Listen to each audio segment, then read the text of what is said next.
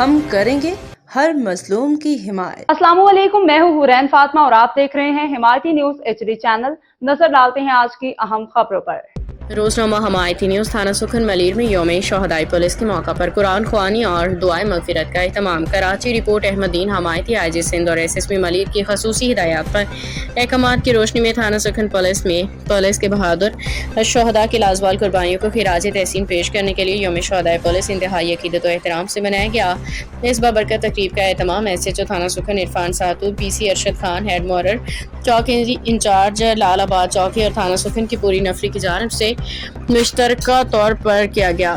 تقریب کے باقاعدہ آغاز قرآن خوانی سے کیا گیا، جہاں پولیس افسران، جوانوں اور اہلیان علاقہ نے مل کے شہدائے پولیس کے سال ثواب کے لیے قرآن خوانی کی اور تلاوت قرآن پاک کی اور ان کی درجات کی بلندی کے لیے خصوصی دعائے مغفرت کی۔ شرکاء نے شہداء کی قربانیوں کو یاد کرتے ہوئے اس عزم کا ادا کیا کہ ملک و قوم کے امن کے لیے جانوں کا نذرانہ دینے والے اپنے شہداء کے نقش قدم پہ چلتے رہیں گے۔ تقریب کے اختتام پہ شرکاء اور مستحقین میں بہترین پکوان بھی تقسیم کیے گئے۔ شرکاء نے دعا کی کہ اللہ تعالیٰ شہداء کی روحوں کو جنت الفردوس میں اعلی مقام عطا فرمائے، پسماندگان کو صبر جمیل عطا فرمائے، آمین۔ باخبر رہیے ہر جگہ ہر وقت، جانیے ملکی و غیر ملکی حالات و واقعات یقین کے ساتھ۔